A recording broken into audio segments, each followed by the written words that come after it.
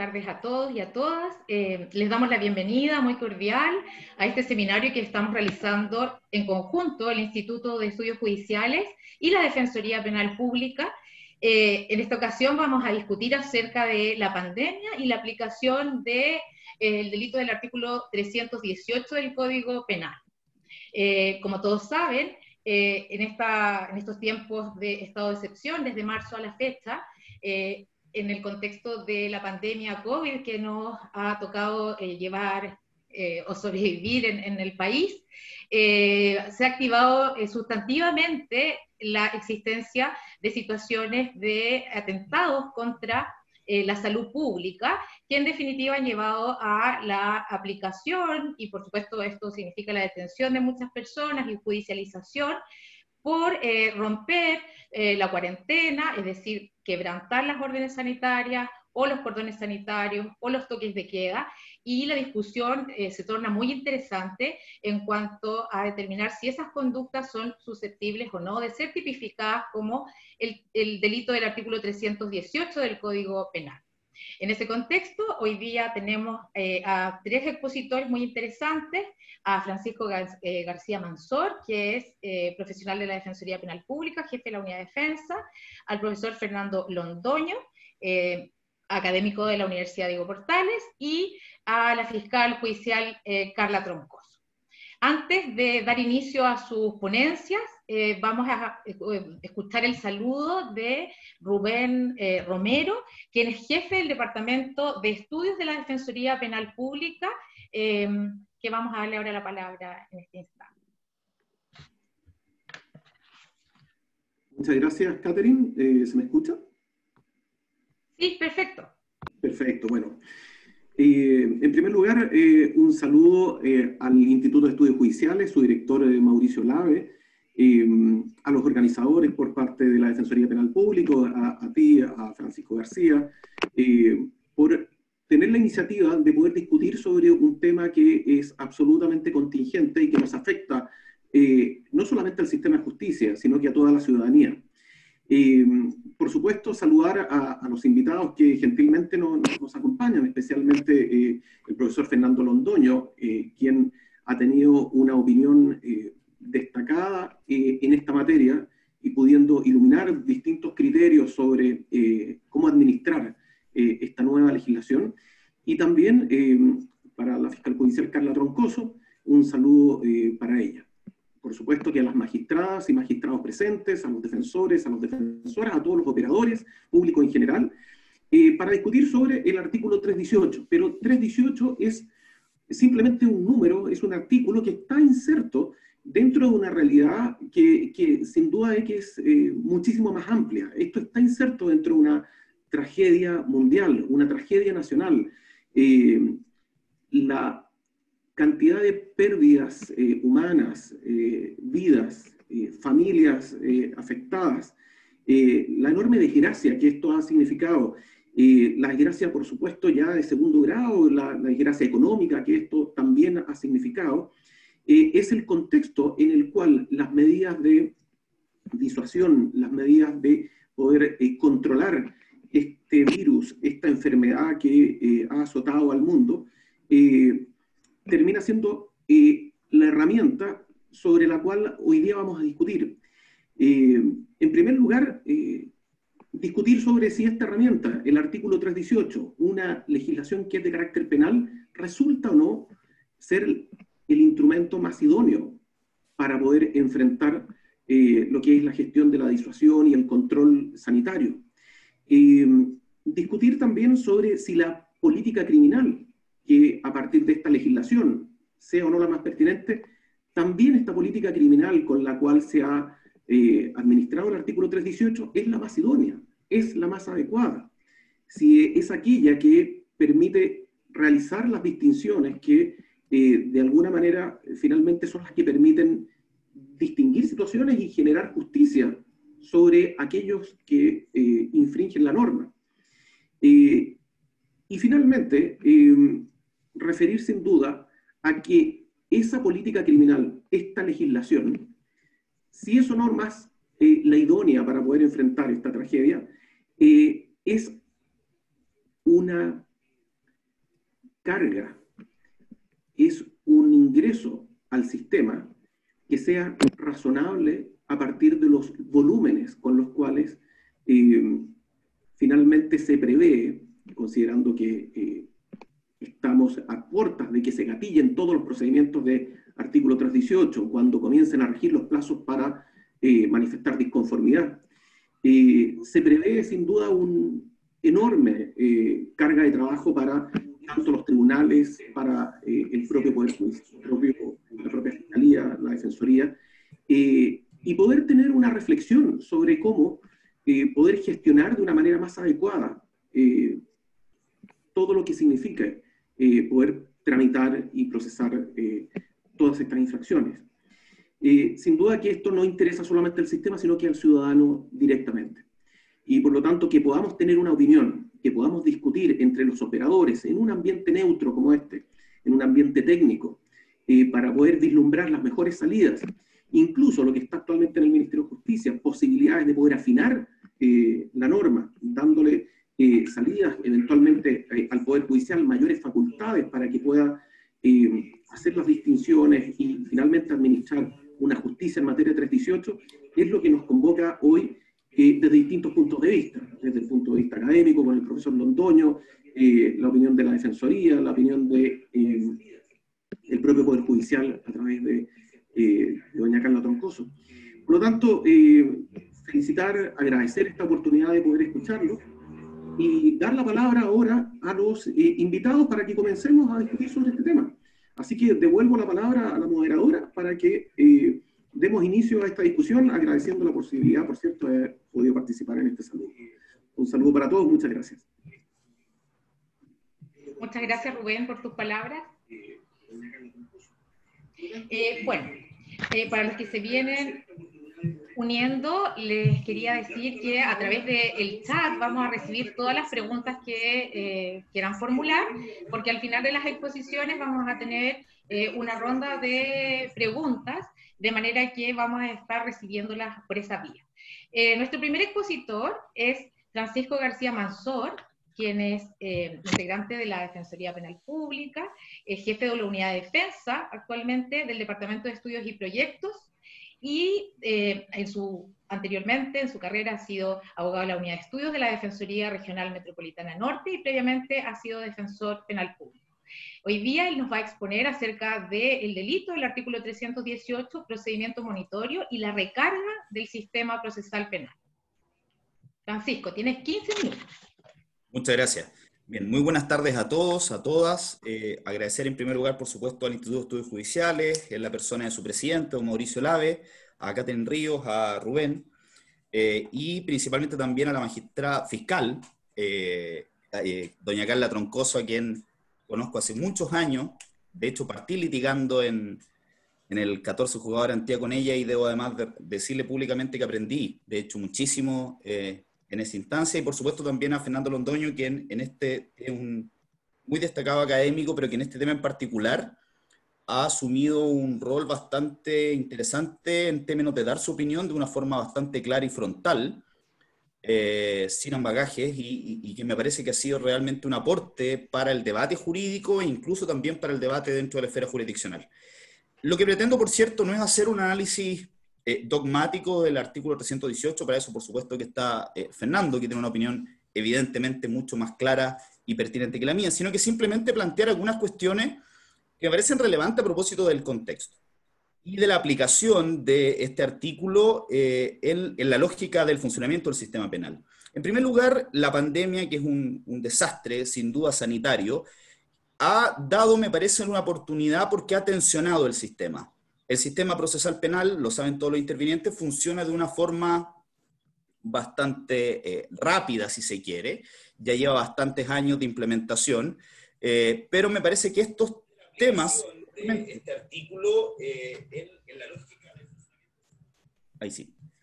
Lo que hace ahora la pandemia, el estado de excepción y el artículo 318 es poner en tensión el sistema. Y cuando los sistemas se ponen en tensión es justamente cuando se pueden advertir y es necesario justamente debatir respecto de las complejidades que de alguna forma están latentes al funcionamiento del sistema. Desde ese punto de vista, lo primero que quisiera plantear tiene que ver con unas características que son propias del derecho penal actual y que me parece que en el caso particular se dejan ver de una forma muy evidente y muy clara. La primera tiene que ver un poco con se llama expansión, inflación, tiene muchísimos nombres, digamos, por cierto que es un tema ya bastante mañido, bastante comentado. Pero hay dos cuestiones centrales. Primero tiene que ver con la administrativización, que tienen que ver más bien con las reglas procesales y con ciertas garantías, que dada una mayor aplicación del derecho penal, tiende más bien a delimitar ciertas garantías o disminuir ciertas garantías en pro de la eficacia. Me parece que aquí la aplicación del procedimiento monitorio en el artículo 318 es un evidente ejemplo de buscar la mayor eficacia posible para resolver un tema de derecho penal, pero con, obviamente, la disminución de garantías que supone justamente la aplicación del procedimiento monitorio. Y por otro lado está también la creencia de que el derecho penal es la herramienta destinada siempre a resolver los problemas sociales. Es evidente en este caso que hubo una modificación, el legislador entendió que debía aumentar las penalidades vinculadas con la infracción de normas sanitarias y que pongan en riesgo la salud pública, y parece evidente de que no ha sido suficiente disuasivo. Las miles de personas detenidas, las miles de personas imputadas por este delito dan cuenta justamente, otra vez, de que el derecho penal no es siempre y necesariamente la herramienta que permite resolver estos problemas sociales, y todo lo contrario, muchas veces termina justamente agravando la situación. Lo otro que tiene que ver, y me parece interesante ponerlo como al debate, tiene que ver también con los criterios de persecución penal. No es una novedad para nadie que el Ministerio Público, mediante las resoluciones internas que decreta, pero de alguna forma orientan la política de persecución penal, ha variado el criterio que tenía previamente. En una resolución previa entendía que era un delito de peligro concreto, luego ahora afirma que es un delito de peligro abstracto. Las razones en la misma resolución administrativa que entrega, obviamente me parece que son dignas de ser debatidas con respeto, pero públicamente, tienen que ver con que este tipo penal no era aplicado antiguamente. En lo personal me parece que no es una razón suficiente per se, digamos, para una modificación de la concepción dogmática del tipo penal. La situación actual del país, como segundo criterio, bueno, el tipo penal supone necesariamente que sea aplicado en una lógica bastante catastrófica, por tanto tampoco pareciera un buen argumento. La aplicación del procedimiento monitorio me parece que, si bien es una cuestión bastante excepcional, no es suficiente todavía para darle una connotación de tipo penal distinto. Y finalmente agregan que, dado que el 318 bis sería a su criterio un delito de peligro concreto, necesariamente el anterior debe ser abstracto. En eso hay que discrepar en lo personal por dos razones. Primero, no es unánime la doctrina en este punto de que el 318 bis sea un delito de peligro concreto. Ayer en un seminario de conversatorio judicial que gentilmente nos invitó la magistrada Butó, Juan Pablo Mañalich dijo, por ejemplo, que le parecía que era un delito de peligro abstracto. Misma opinión planteó Schurman, pero por de pronto además el 318 y el 318 bis tienen supuestos fácticos distintos. Uno habla necesariamente de propagación a diferencia de meras infracciones, y por otro lado tiene que ver con infracción el 318 de normas generales y el 318 bis de normas específicas, además que el 318 bis es habienda. En resumen, y para no alargar este punto innecesariamente, que el 318 bis sea interpretado como un delito de peligro concreto, nada agrega y nada supone a el 318 propiamente tal. Ahora bien, y en esto cito brevemente al mismo profesor Londoño, aquí hay también una cuestión de política criminal de fondo y que me parece interesante discutir. El Ministerio Público ha asumido de forma totalmente legítima una posición frente a la situación actual, bajo el entendido de que es la herramienta penal y la persecución penal la que debe primar para efectos de poder colaborar con las decisiones de las autoridades de salud en la prevención de mayores contagios. Pero eso es una decisión política y me parece interesante plantearlo en esos tonos y de esa forma. Agregar solamente en todo caso que aquí nos parece que el problema principal tiene que ver otra vez con el legislador que echa mano, podemos citar muchísimas agendas cortas, a el derecho penal para poder resolver este otro tipo de problemas, porque en rigor el dilema que el legislador generó al Ministerio Público es bastante complejo. Ayer también lo mencionamos. La pregunta es, ¿qué posibilidad tenía el Ministerio Público en términos razonables, de decir, no, yo sigo creyendo que es un delito de peligro concreto, por lo tanto, todas las personas detenidas, yo voy a aplicar el principio de oportunidad, por ejemplo. Es evidente que cualquier decisión que el Ministerio Público hubiera tomado en ese sentido habría generado una queja y una crítica brutal por parte de todo el mundo político. Entonces, la verdad me parece que la situación también en la que se encuentra el Ministerio Público en este sentido es bastante compleja, sin perjuicio de lo cual nos parece importante poder plantear discrepancias o a lo menos ciertas ideas para el debate público respecto de las líneas de persecución. Ahora bien, y este es el tema principal que quisiera tratar, tiene que ver con qué hacer en el sistema, la carga de trabajo. La pandemia ha generado una sobrecarga y va a generar una sobrecarga venidera fundamental para el sistema penal. Las cifras de la Corporación Administrativa del Poder Judicial son totalmente contundentes en relación a la suspensión de audiencias. Y el problema justamente tiene que ver aquí, y quiero referirme en particular a la aplicación del procedimiento monitorio. Resta dar explicaciones de por qué el procedimiento monitorio carece de la aplicación de un debido proceso integral y en regla. No existe defensa, no existe tampoco de modo alguno la versión del imputado. Y a diferencia de la aplicación del procedimiento monitorio a lo que ha sido históricamente, tenemos ahora una aplicación totalmente masiva de un tipo penal que es a lo menos total y completamente discutible desde el punto de vista dogmático y desde el punto de vista de su interpretación y sobre todo de la pregunta respecto de a qué conductas específicas se debe imputar y a cuáles no. Y además tiene otra consideración que me parece del todo compleja y grave, que es que estamos hablando de una multa al menos de 6 unidades tributarias mensuales. Y esa multa yo quisiera ponerla en contexto de la situación económica actual, con un ingreso familiar de emergencia aprobado unos meses atrás de 100.000 pesos, antes era 80.000 pesos, con un debate inédito en la historia del país respecto al retiro del 10%, todo lo cual da cuenta justamente de la precaria situación económica que viven la enorme mayoría de los chilenos que en promedio ganan menos de 500.000 pesos, y en este contexto estamos hablando de una multa entonces de 6 unidades tributarias mensuales. Otra complicación sumamente evidente tiene que ver con la posibilidad de reclamar el procedimiento monitorio. El procedimiento monitorio, que ya ha sido notificado a muchísimas personas, tiene que ver con establecer el reclamo, pero a través de concurrir al tribunal. Situación muy variable de los distintos tribunales en el país, dada justamente la situación de pandemia y de estado de excepción, con la posibilidad actual de reclamar a través de la oficina virtual del Poder Judicial, pero con clave única, con una eventual posibilidad de reclamar a través de un correo electrónico, pero no todos los tribunales admiten la presentación de escritos por esa vía. Entonces, entendemos que la misma corporación está trabajando actualmente en un sistema que sea más sencillo y más accesible para el reclamo, pero evidentemente las personas que alguna vez son detenidas y luego reciben una notificación que difícilmente pueden comprender del todo, dado el lenguaje jurídico que se emplea. Aquí quiero citar al ministro Lamberto Cisterna en una reciente columna, justamente a propósito del lenguaje claro. Por tanto, también la garantía y sobre todo el acceso a la información es sumamente complejo. Y hay otro problema además, porque aquí la pregunta, y para decirlo en términos bien francos y bien concretos, si se reclamaran todos los procedimientos monitorios, ¿es capaz el sistema de realizar todas esas audiencias de procedimiento simplificado? Dado además la sobrecarga que ya existe por la pandemia.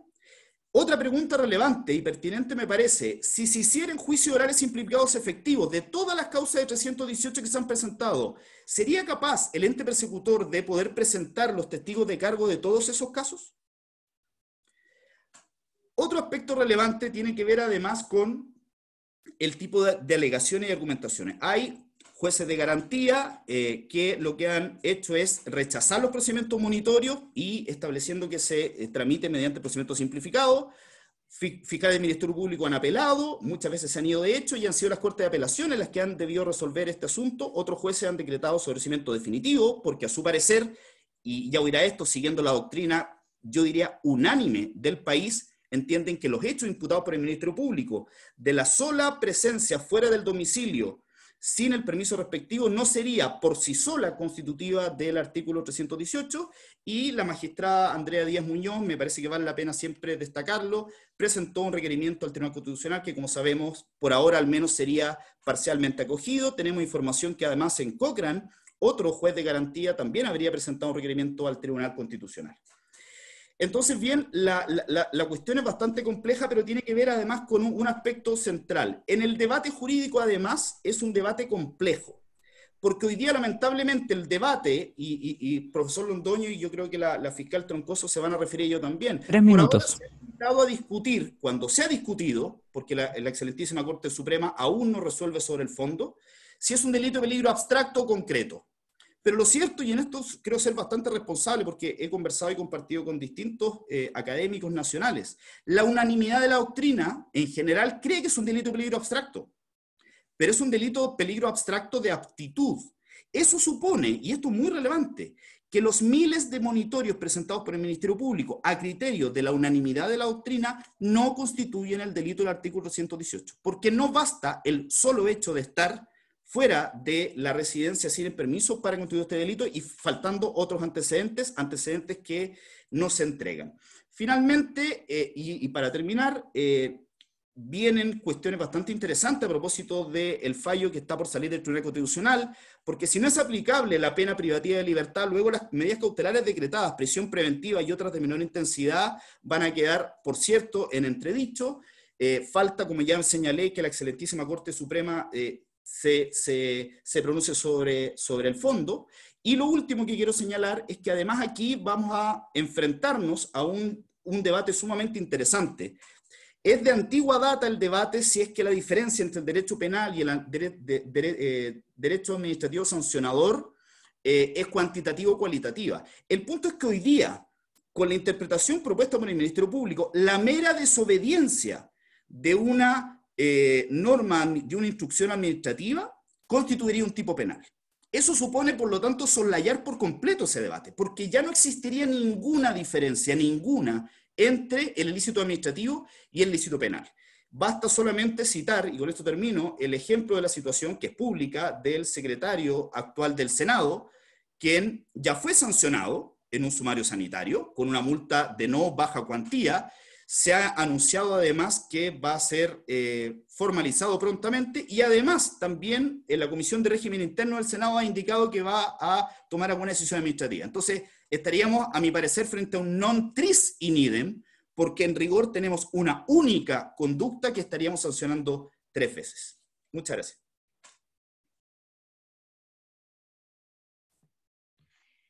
Muchas gracias a ti, Francisco, por la exposición tan interesante. Insisto a las personas que nos están viendo por live que se transmite a través de Facebook, la página del Instituto de Estudios Judiciales, que son en este minuto 219 personas las que nos están viendo. Entonces les ofrecemos la posibilidad de que hagan sus preguntas por el chat para que luego de escuchar a los expositores podamos debatir en torno a este tema tan interesante. Nos corresponde ahora escuchar a la fiscal Carla Troncoso Bustamante, quien es abogada, estudió en la Universidad de Chile, tiene su grado de magíster en Derecho de la misma casa de estudio, y además en la actualidad se desempeña como fiscal judicial de la Corte de Apelaciones de San Miguel. Durante su carrera ha sido jueza de garantía y además también magistrada de Tribunal de Juicio Oral en lo penal. Ella nos va a hablar sobre COVID, breve panorama jurisprudencial. Fiscal, tiene 15 minutos. Gracias. Lo primero...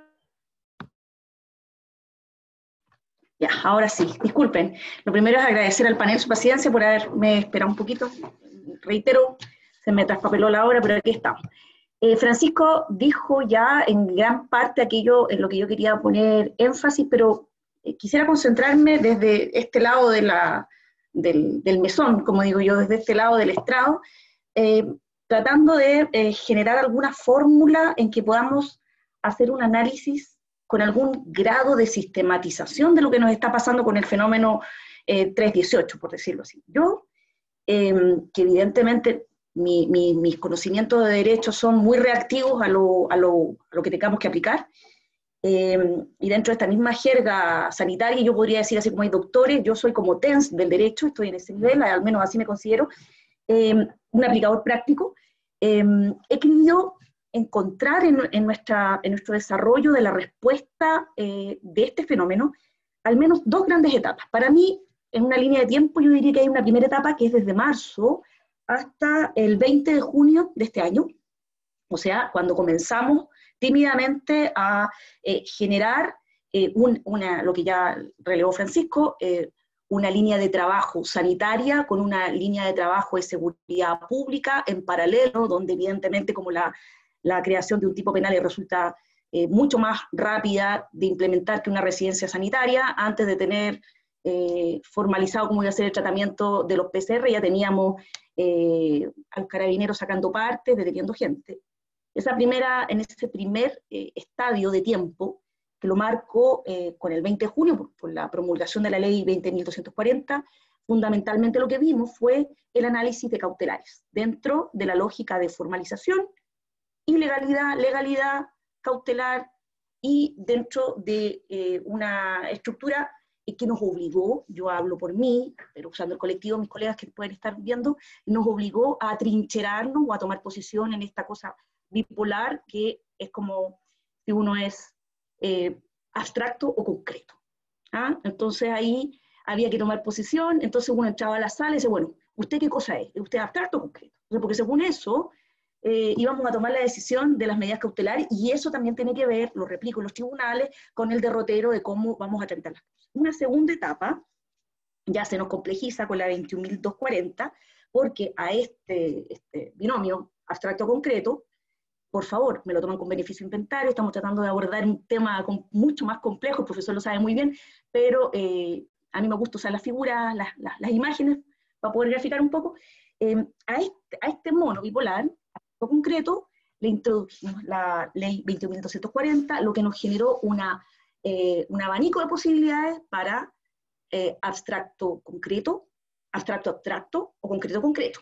Esto es, si finalmente la introducción de las figuras del 318 bis y otros generaron o no material para que aquellos que estaban en una posición se reforzaran, se atrincheraran. Yo por lo menos, en mi experiencia, no vi que alguien hiciera un ejercicio reflexivo diciendo, fíjense que ahora voy a considerar mi posición y voy a cambiarme a este otro lado porque los nuevos elementos introducidos por el legislador, no, yo eso no lo he visto, y creo que lo que hizo simplemente es generarnos un abanico en que introdujo para la Defensoría la posibilidad de alegar otras derivadas al tema de la naturaleza del delito en relación a ley penal en blanco y al problema procesal a propósito de cómo vamos a tramitar esto, a propósito de la tensión que nos genera las causas.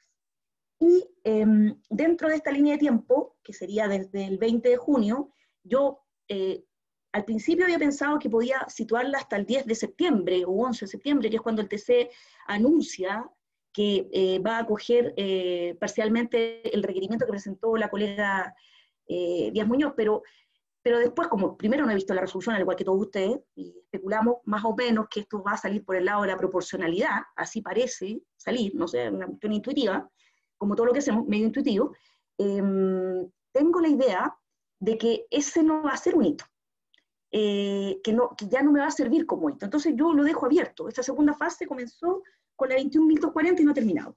Y ahí, ¿qué tenemos? Ya no tenemos tan solo el escenario de debate sobre las medidas cautelares, sino que además tenemos los plazos vencidos y ya empezamos a gestionar las 90.000 causas que están pendientes en la Fiscalía de judicialización. El dato no es mío, el dato es de la Corporación Administrativa del Poder Judicial. 90.000 causas pendientes para ingresar a nuestros tribunales. Y ahí, nuevamente, ya a este escenario de abstracto concreto, le metemos otra variante que es monitorio acogido, monitorio rechazado. Monitorio acogido reclama defensa penal pública, reclama imputado. Reclama DPP inadmisible, hecho. A la Corte, revoca, acoge. Monitorio rechazado. Ministerio Público repone y apela. Apelación inadmisible, hecho. Corte, admitida, no admitida. En tabla, acogido, revocado. Y según el caso, perfectamente podemos volver con estos jueguitos de salón que todos hemos desempolvado en este tiempo, podemos volver a la casilla 1, donde el otro juez del mismo tribunal que había estimado simple que el requerimiento no estaba suficientemente fundado, podría decir, mire, yo ahora voy a entrar con un nuevo argumento, que es el de que la conducta no está suficientemente satisfecha en la descripción que hace el Ministerio Público, por lo tanto, voy a citar a una audiencia para discutir el sobreseimiento. Y esto, la bipolaridad, nos permite hacer las siguientes combinaciones, entretenidas, creo yo: detención ilegal, sin cautelares, monitoreo cogido con 398. Detención, que no se reclama la legalidad, con cautelares de 155, monitoreo rechazado, apelación pendiente de ver cómo resolver. Detención legal, prisión preventiva, monitoreo presentado, cumplido la pena de multa por el mayor tiempo privativo de libertad. Y así podemos seguir jugando en estas combinaciones en que no nos conducen a nada. Esto yo traté, la verdad que yo no soy muy buena para el PowerPoint, pero yo intenté hacer un ejercicio con un monito, y la verdad es que no necesitaba una pantalla con muchos cuadritos para poder combinar todos los factores, y me di cuenta que era inútil. Entonces, la cuestión es, perdón, llevo ya bastante tiempo, pero a mí me gustaría ensayar algunas causas de por qué esto es así. Ya dije la primera: nos atrincheramos en el estanco de la lógica del todo o nada. Somos bipolares, digamos, así como o eres abstracto o eres concreto. Y desde esa perspectiva, creo yo, en la segunda causa, le hemos hecho el juego a la deficiencia legislativa. ¿En qué sentido? Estamos de acuerdo, sí, no vamos a gastar tiempo en decir que la ley es mala y que las modificaciones quedaron peor. Pero la pregunta es, ¿realmente nosotros, no solo el legislador, nosotros, los operadores jurídicos, me incluye particularmente, estamos al nivel para poder decir que estamos resolviendo sobre peligro abstracto y concreto, comprendiendo realmente lo que estamos resolviendo, o simplemente nos estamos asilando en categorías jurídicas que nos sirven para justificar aquello que realmente pensamos? Que el porfiado se tiene que quedar preso y que el pobre le tenemos que dar una oportunidad. Entonces, finalmente, como nos atrincheramos, generó una respuesta estandarizada para la defensa, para el Ministerio Público, para nosotros. Y por lo tanto, si tú tienes una alegación estandarizada, ¿por qué tú vas a creer que te van a dar una respuesta con contenido? Esa es mi pregunta, particularmente para la defensa, que está invitada en el panel. Si el defensor, como ya lo dijimos, ve el anuncio en la mañana de la integración de la sala, ya sabe cómo le va a ir. Entonces, ¿para qué insisten con, no, vamos a volver con la matraca? Sí. Entonces, viene mi tercera explicación. Creo que esta es una reacción en cadena.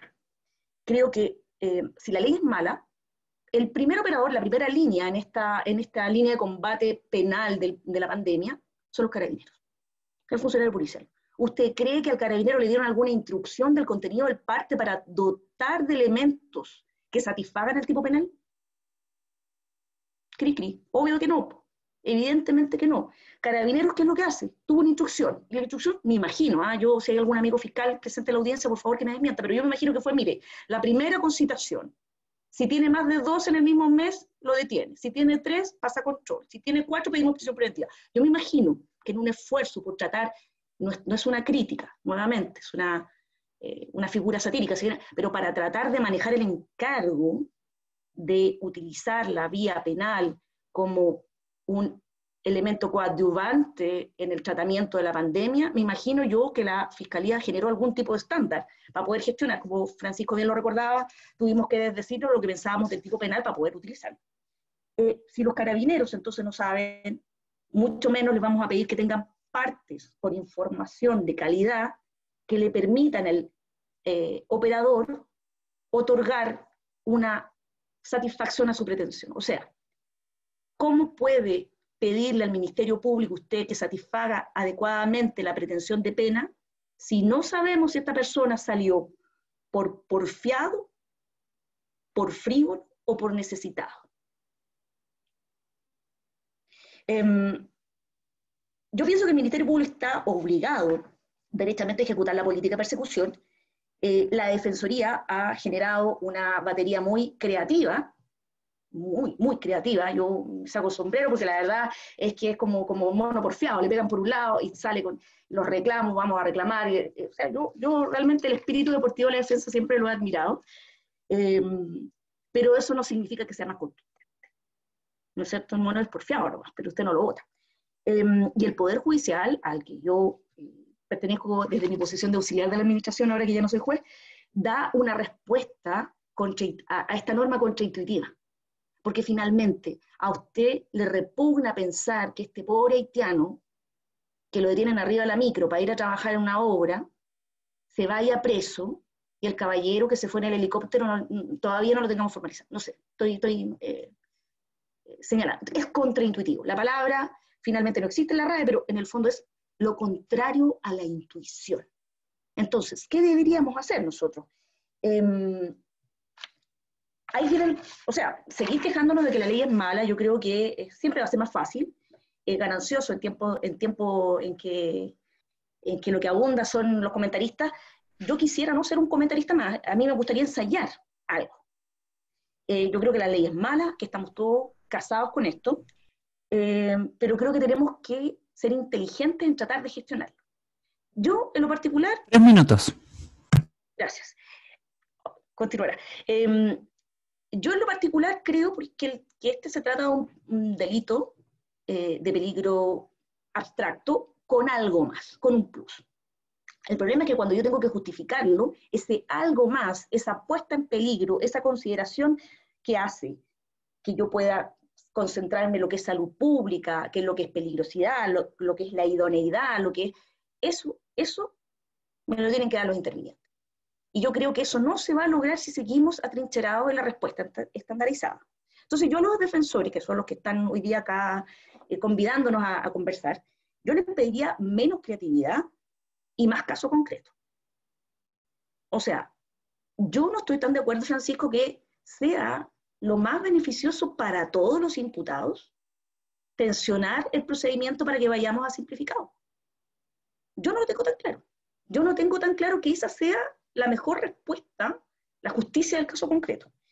Yo creo que nosotros los jueces tenemos que ensayar una forma inteligente de administrar esto, porque, y con esto sí que termino, la Corporación Administrativa ya sacó un procedimiento que Francisco enunció, espero no equivocarme, pero la Corte Suprema sacó la recomendación 335. La recomendación 335 es del 21 de septiembre, recién cita, y con ella, con las prevenciones y los votos que se incorporan, se aprobó las recomendaciones de funcionamiento operativo para abordar la presentación masiva de requerimiento en procedimiento de 318. ¿Esto qué significa? Que ya tenemos lista la máquina a moler carne, ya la tenemos preparada y aceitada. Ahora la pregunta es si nosotros queremos meter a la gente ahí y si los otros que estamos al otro lado queremos darle vuelta a la manivela. Creo que me quedé con un minuto, prefiero reservar lo que tenía pendiente espero para la motivación del debate. Hasta aquí, Kate. Termino. Muchas gracias, Carla, por la presentación tan interesante y que nos lleva a pensar, bueno, en grandes desafíos de qué va a pasar una vez que termine la pandemia o que termine el estado de excepción y cuando nos encontremos con estas 90.000 causas, digamos, que están pendientes de tramitación. Bueno, varias preguntas en ese sentido en el chat, así que al final de la presentación del profesor Londoño nos vamos a dedicar a resolver o a debatir sobre este interesante punto. A continuación, bueno, tenemos la presentación del profesor Fernando Londoño Martínez, quien es licenciado en Ciencias Jurídicas y Sociales de la Universidad de Chile, doctor en Derecho de la Universidad degli Studi di Ferrara de Italia, y además es director en este minuto de la unidad de posgrado y profesor asociado de Derecho Penal de la Universidad Diego Portales. El profesor Londoño nos va a hablar de dificultades en la comprensión y la aplicación del artículo 318 del Código Penal y en particular, digamos, esto en relación con su comentario al artículo 318 que ha sido publicado hace poco tiempo por Thomson Reuters y poco tiempo antes de la pandemia incluso, y que pone énfasis muy interesante en lo que muchas personas preguntan, que es si estamos frente a un delito de peligro abstracto o peligro concreto, y otros temas más que interesantemente nos va a exponer. Profesor, tiene la palabra.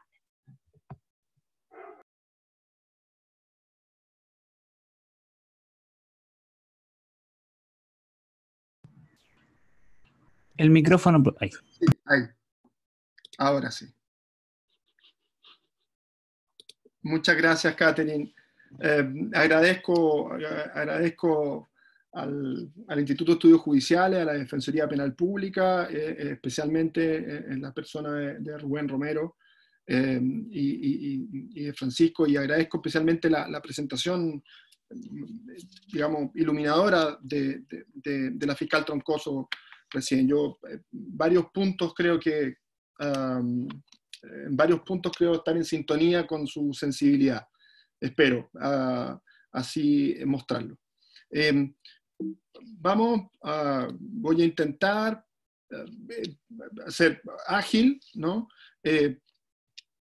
Estructuré la presentación a propósito del ánimo conciliatorio que develó la presentación de la fiscal Troncoso. Yo lo llamaría así, un ánimo conciliatorio, no atrincherarse, me gustó mucho esa expresión.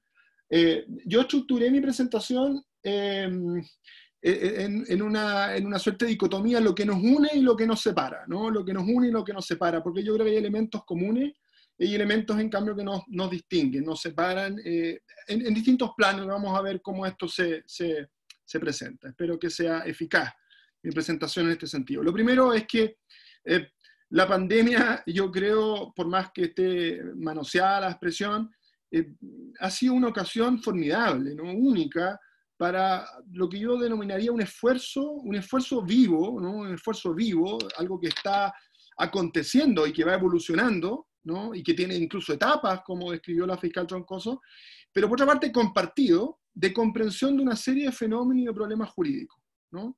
Es decir, esto es propiamente lo que uno diría, uno conocería como una experiencia común, una experiencia compartida. A todo nivel, estamos teniendo experiencias compartidas a todo nivel, en nuestros desarrollos laborales, domésticos, etc. Pero aquí hay algo que nos une particularmente, en el sentido jurídico, dogmático y práctico, que es, ¿no? Entonces, una comprensión del artículo 318. No es lo único, también están los problemas de las audiencias virtuales, etcétera, etcétera, ¿no? Esto es algo que nos une. Y yo diría que es sumamente interesante, ¿no? Darse cuenta de esto, ¿no? Que estamos juntos en un mismo barco intentando navegar, ¿no? Y en ese sentido yo creo que es muy saludable el tono de Francisco, que admite que el Ministerio Público también juega un rol y que es difícil desembarazarse de ese rol, ¿no? ¿Cómo lo habríamos hecho nosotros si tuviésemos la responsabilidad del Ministerio Público, ¿no? Yo creo que esa es una actitud que nos coloca inmediatamente en sintonía, ¿no? En sintonía conciliatoria. Y lo segundo que nos une, yo creo, es una preocupación por el carácter auténticamente delicado de la situación sanitaria, ¿no? Yo creo que aquí,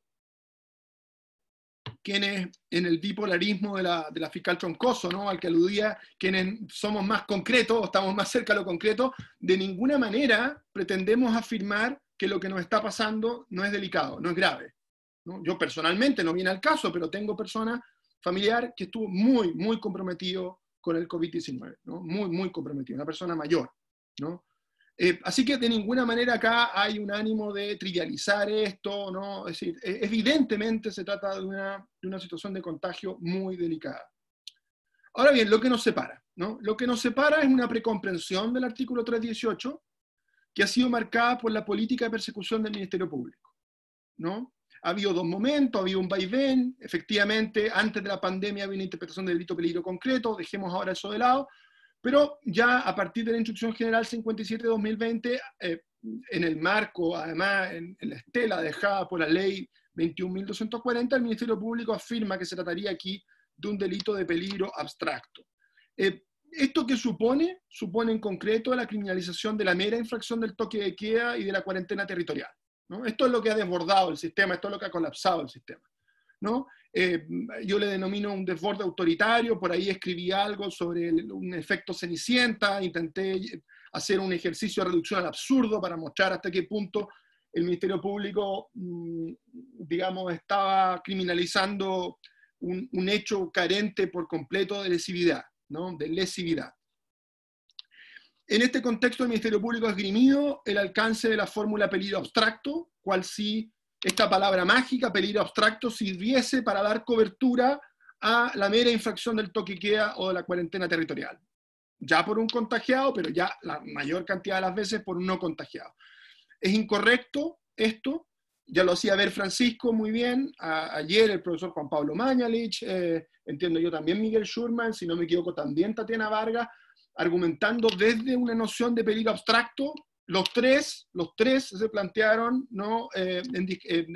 Digamos, discreparon respecto a la subsunción de un caso de mera infracción de toque de queda, cuarentena territorial, bajo el 318. De manera que el etiquetamiento del delito como el peligro abstracto no dice nada respecto a la subsunción de ese caso.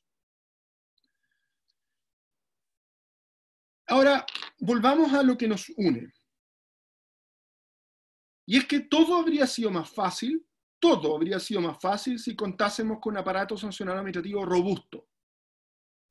El derecho penal no puede servir para un combate a todo campo. Uso una expresión algo un poco italiana, un poco calchística del fútbol, ¿no? A todo campo, ¿no?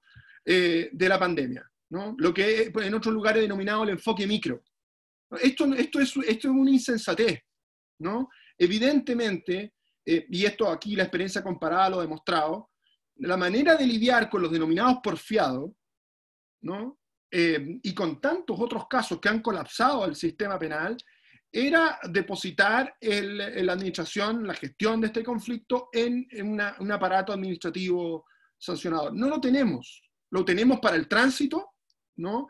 Lo tenemos para todo el aparato que llega a los juzgados de policía local, en fin, pero no lo tenemos aquí implementado en el plano sanitario, ¿no? Sino para casos muy puntuales, como supimos el caso del exfiscal, secretario del Senado Guzmán, y otros casos más que se han sabido de multas por parte de la autoridad sanitaria, ¿no? Así que esto también es algo que nos une, y es que recibimos algo probablemente no deseado. Yo no pienso que el Ministerio Público vea y esté con apetito frente a la gestión de este conflicto, ¿no? Es algo que nos llegó.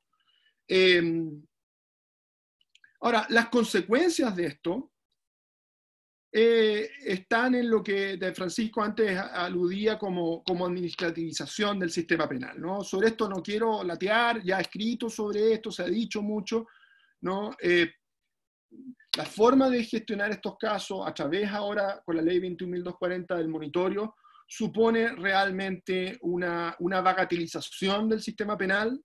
Por ahí yo espero que no se me haya ofendido nadie, hablé de juzgados de garantía reducidos a juzgado de policía local, no pretendo con eso ofender ni a los juzgados de garantía ni a los jueces de policía local, tampoco pretendo ofender a los fiscales cuando digo que se están comportando como inspectores municipales telemáticos, no es esa la idea, ¿no?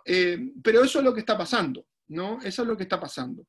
El riesgo acá, y también lo hemos visto, yo creo que ahí está el trabajo noble que ha hecho la Defensoría Penal Pública, el mono porfiado al que se refería la fiscal, ¿no? Es un riesgo de utilización discriminatoria de la prisión preventiva, ¿no? Porque los porfiados aparecen en todas las comunas, pero probablemente son detectados selectivamente por el sistema en algunas comunas. No voy a ahondar sobre esto, todos sabemos a qué me refiero. Y de ninguna manera quisiera yo igualar hacia abajo, por si acaso, ¿no? Sino hacia arriba, es decir, elevar los estándares, ¿no? Todo esto es un llamado a la vigilancia, a la atención, al escrutinio jurídico. Y por otra parte, una fuerte limitación para una defensa adecuada, una fuerte limitación para la defensa adecuada que tiene como correlato un riesgo de colapso al sistema, es decir, allí donde se ejerce la defensa, allí donde la defensa se postula creativa, como se ha dicho, entonces el riesgo de colapso del sistema, ¿no? Con audiencia de juicio simplificado inmanejable. Por más que ahora nos haya planteado la fiscal de manera tan gráfica, ¿no? Tan clara esta máquina de moler carne, yo dudo que esto sea realmente manejable, ¿no? En los grandes números. Estas son las consecuencias, esto yo le he llamado el efecto Cenicienta. Ahora, un esquema para avanzar hacia las soluciones, ¿no? Aquí también con alguna audacia, pero es un bosquejo, por eso le llamo esquema, muy grueso, ¿no?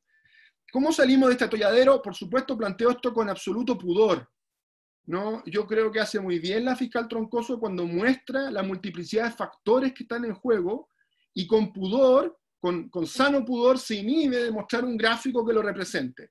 efectivamente las aristas son múltiples y es muy difícil asirlo, en el sentido de aferrarlo. Nosotros, los profesores, de alguna manera jugamos con los conceptos, tenemos la ventaja y la desventaja, la ventaja de estar más lejos y utilizar conceptos para aprender la realidad, pero la desventaja porque perdemos una brecha de acercamiento a la realidad, por supuesto, ¿no? Y entonces por eso que, y yo creo cada vez más en esta idea de que la verdad es sinfónica, por eso que de alguna manera un resultado razonable, sensato, se alcanza del complemento de visiones, ¿no? De visiones de quien está más en la trinchera y quien está más retirado, ¿no?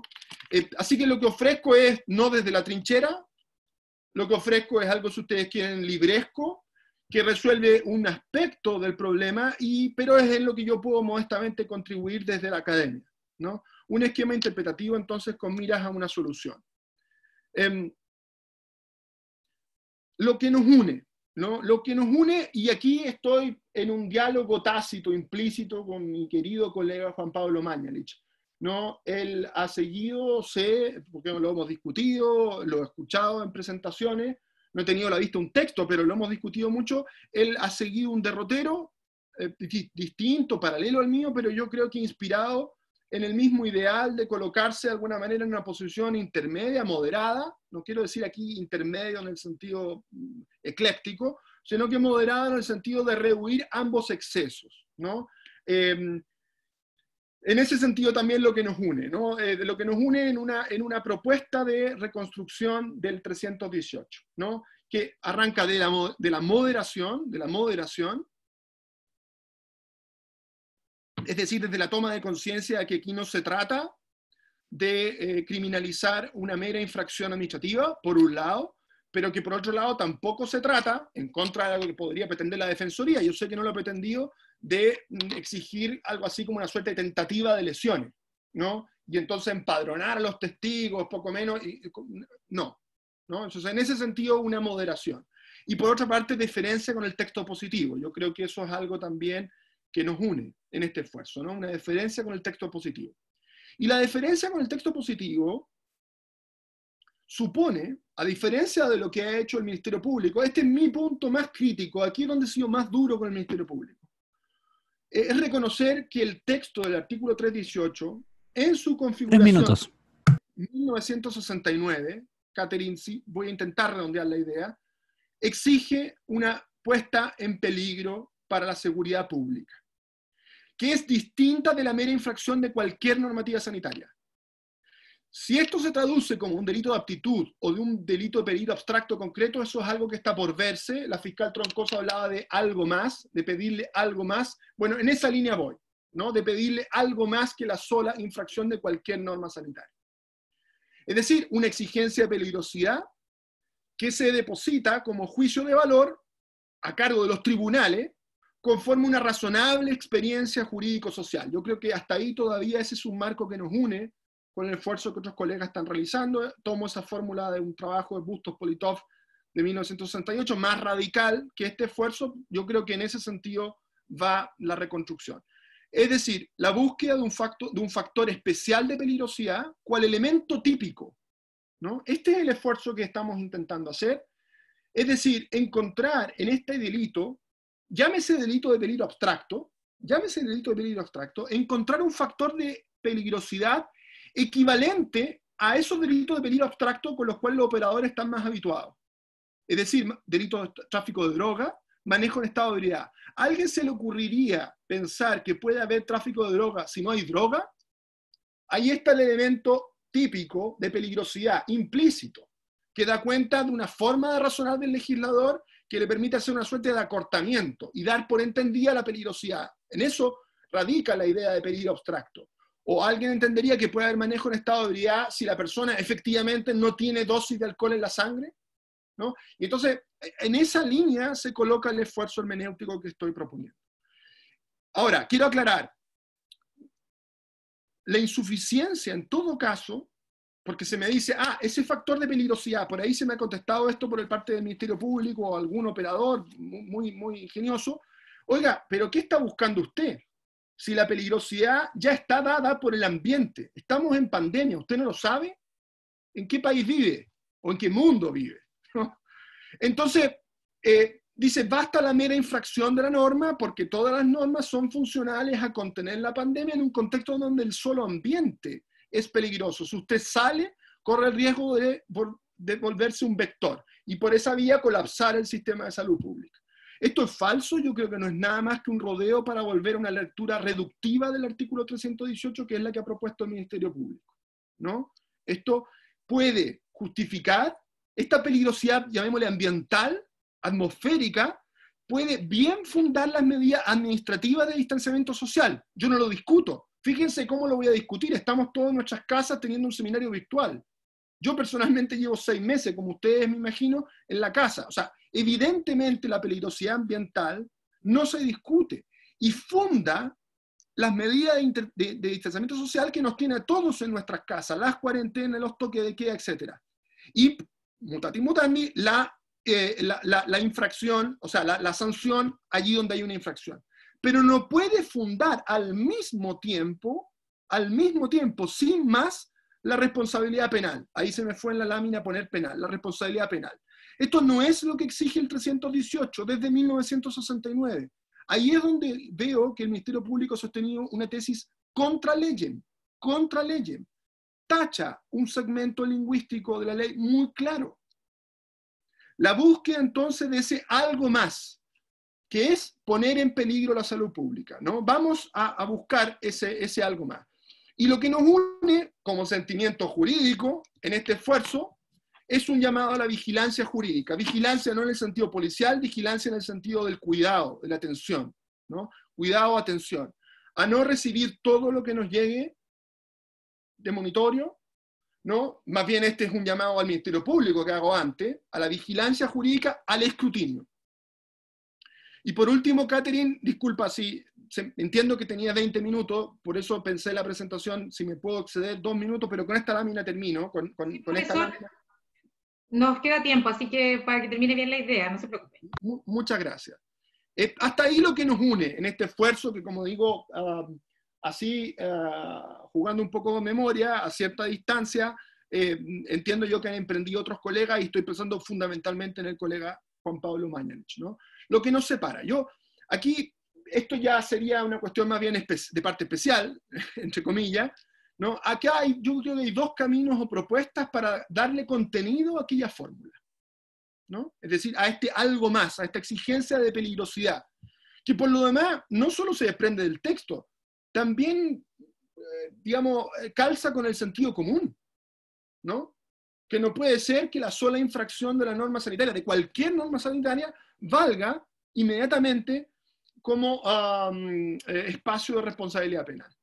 Yo creo que la diferencia, lo que nos separa en este esfuerzo con otros colegas, especialmente con el colega Mañalich, probablemente arranca de una precomprensión de qué es lesividad o cuál es la exigencia de lesividad. Yo suelo mirar esto más a raso tierra, digamos, probablemente por mi formación italiana.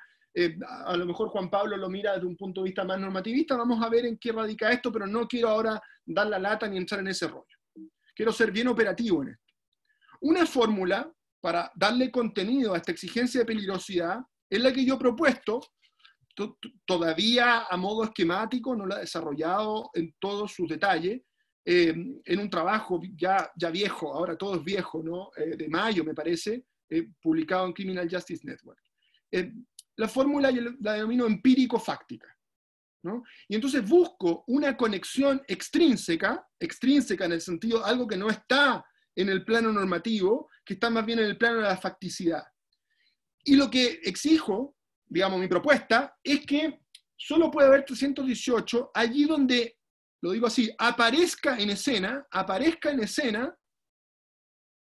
un germen patógeno, el virus del COVID-19. Y digo aparezca en escena a propósito porque no estoy planteando que la comisión sea solo de cargo del portador, del contagiado. Eso es clarísimo por lo demás a partir de la introducción del agravante por la ley 21.240. Pero sí exijo esa entrada en escena.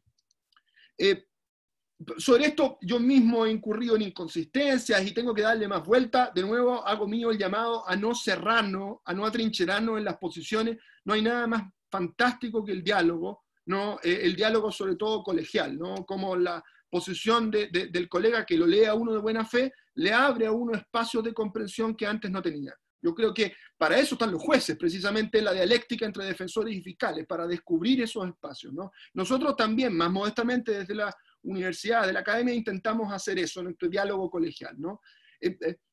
Yo, en este sentido, no creo que la dicotomía sea contagiado o no contagiado, pero déjeme pasar adelante. Las razones que me inspiran a plantear este modelo es porque me parece más administrable, más fácil, al menos en el plano teórico sustantivo. Es verdad que puede ser más difícil de administrar en el plano probatorio, aunque creo que sobre esto también se ha hecho una caricatura. Pero la razón por la cual he planteado esto, porque me parece un elemento de enganche, de conexión más intuitivo. Más intuitivo. No tengo yo aquí una noción nominalista, es decir, no rehuyo los universales, no pretendo decir que no existen los bienes jurídicos superindividuales y por eso me fijo en un factor empírico concreto. No pretendo afirmar eso, no hay detrás un rollo filosófico, pero sí una afirmación pragmática, y es que creo que los operadores se manejan mejor en este plano más raso tierra. La propuesta, en cambio, del profesor Mañalich, de mi colega Mañalich, es más bien de conexión intrínseca. Él la ha denominado, yo tomo esta denominación de él, ¿no? De conexión intrínseca, es decir, una fórmula, yo aquí la denomino así, normativo-escrutinadora. ¿Qué significa esto? Propone, primero, no es conformista, en ese sentido vigilante, es decir, no basta con la infracción de cualquier norma administrativa que venga de complemento, sino que el juez tiene que, para ver un 318, discriminar, escrutar qué normas del amplio abanico de normas complementarias, administrativas, infralegales, vienen a cuento para la construcción de este factor de peligrosidad. ¿Cuáles realmente hacen sentido? Y así, por ejemplo, lo he escuchado, se lo ha jugado en el sentido de que no basta la infracción de la cuarentena y en eso estamos en un solo corazón.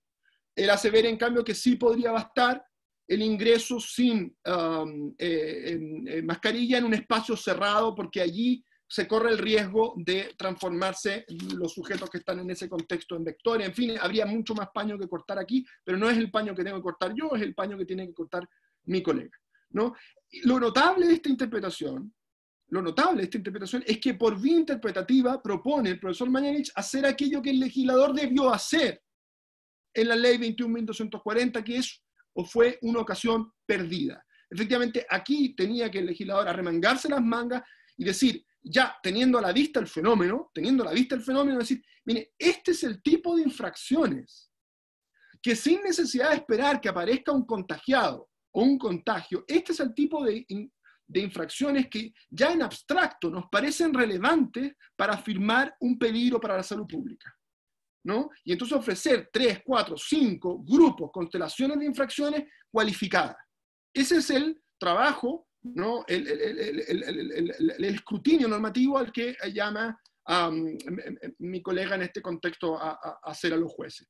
Yo creo que el problema de este modelo es su complejidad, ¿no? Y la arbitrariedad en el manejo de las soluciones. Se compensa con una mayor facilidad para su administración probatoria, porque no hay que acreditar nada ex post, ¿no? Y entonces la falseación del PCR no dice nada, ¿no? Sobre la solución. Sí me parece que es más difícil de administrar de manera en el plano sustantivo. Catherine, estoy terminando. Lo que nos une de nuevo en este esfuerzo, acá utilizo una imagen de la mitología griega, ¿no? Que refleja los peligros en el paso por el estrecho de Messina entre la Italia peninsular, bien digo, continental, y Sicilia, ¿no? Escila y Carabdis, ¿no? Y entonces ahí hay dos riesgos. Si uno se acerca mucho a un lado, a Sicilia, naufraga. Si se acerca mucho a la costa de Italia, también naufraga, ¿no? Entonces son riesgos de costado y costado. Por un lado, mi interpretación corre el riesgo de reducir esto a una forma de peligro quizás concreto, que se vuelve procesal y probatoriamente muy estrecho, hace que sea muy estrecho el campo de cobertura del tipo penal. El riesgo contrario, el riesgo de mi colega, es la reducción a una forma de mero peligro abstracto, ¿no? Y que no quede en realidad nada de la denominada aptitud, o muy poco de la denominada aptitud. No tanto por su reducción, sino por una reducción judicial a propósito de la dificultad para administrar este modelo.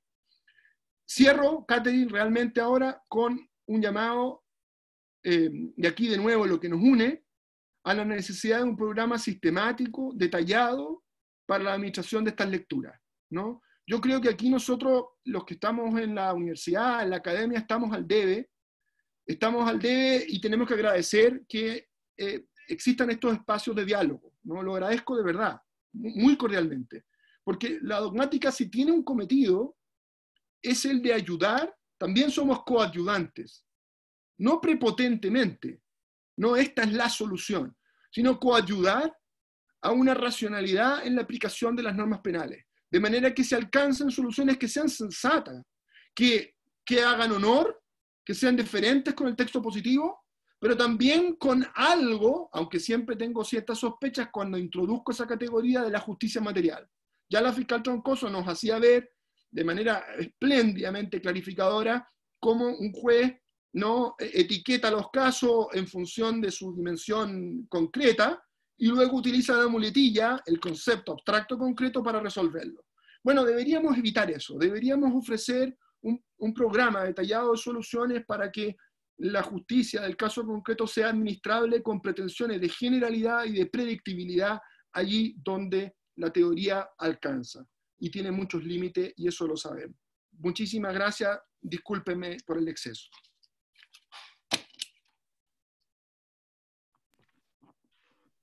Muchas gracias, Fernando, por la presentación, muy interesante. A modo de pequeña conclusión, os voy a hacer un pequeño resumen en esta moderación, mientras recibimos otras preguntas y luego iniciamos la ronda. En esta oportunidad, Francisco nos planteó, o nos adentró en la conversación, si estamos frente a un delito de peligro abstracto o peligro concreto. Desde esa perspectiva nos propone de que más bien la doctrina estaría uniforme en torno a que estaríamos frente a un delito de peligro abstracto, y que precisamente después el profesor Londoño se refiere a esta discusión.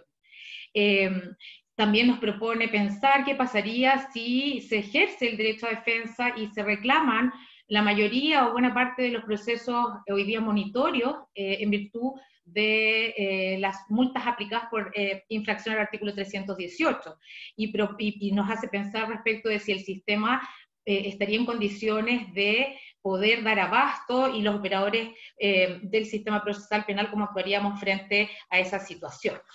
Por otro lado, la fiscal Carla Troncoso nos habla de lo que ella denomina el fenómeno 318, y dividido en dos etapas, entre marzo y junio, y luego de junio a la fecha.